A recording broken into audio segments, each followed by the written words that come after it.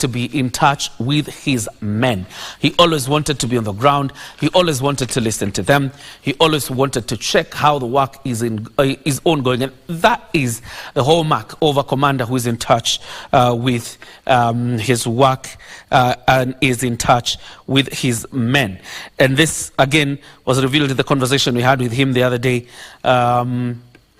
in the month of August last year, when he said the welfare of his men and their families tops their agenda, or tops his agenda as he leads.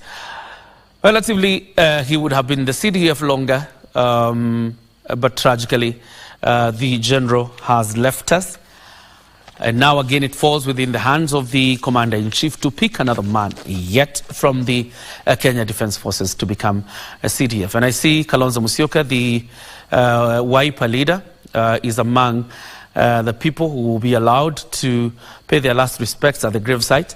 And there comes Kalonzo Musyoka, the Wiper Party leader and the former Vice President of the Republic of Kenya.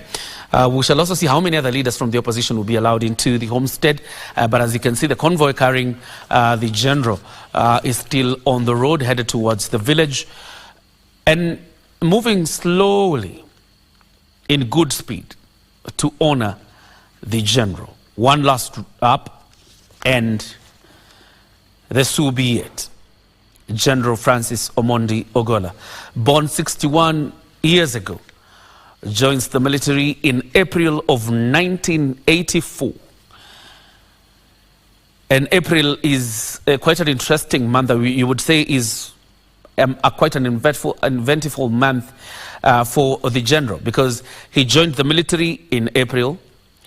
He was promoted to the position of the Chief of Defence Forces in the month of April, 28th of April to be specific. And he dies in the month of April, but this year in 2024.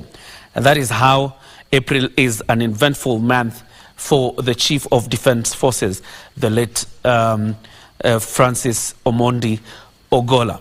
In the vicinity, there is no other four-star general other than Francis Omondi Ogola. If there is any, who might include retired General Robert Kariuki Kibochi, as well as Mwadheve, as well as Julius Waweru Karangi, probably even Kianga, because we saw retired General Kianga yesterday at the Ulinzi grounds. All of them are retired. The only person who bears the title of a four-star general within that vicinity is General Francis Omondi Ogola. The other person bearing the title of general there is the five-star general, who is the commander-in-chief, and that is President Dr. William Samoei Ruto. So in that vicinity, there is no other four-star general.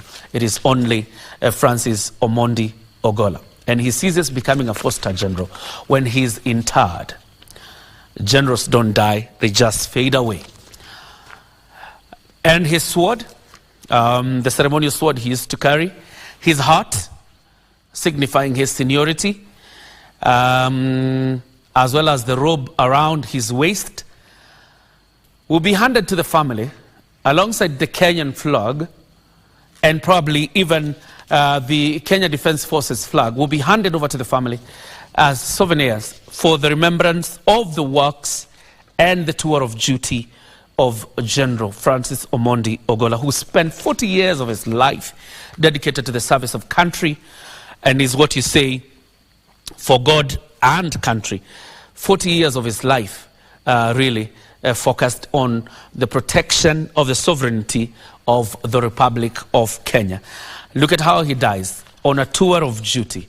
Is a general who dies while working. Is quite an interesting end to his life at this point. So those are live pictures. The convoy is headed to General Ogola'S home in Moore village of Siaya County. It is in Alego Songa constituency. Alego constituency. That is where he will be interred.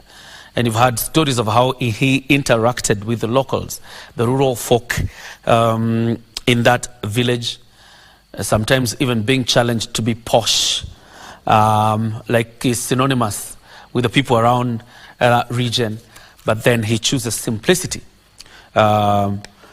over being too boisterous or being bossy. And that is who General Francis Omondi Ogola was. From here, after the interment, of course, it is within the purview of the president to decide when to make promotions in the offices, or rather to make promotions and to tell Kenyans who the next CDF would be, although it appears like it's cast in stone owing to the Tonja rules, as said.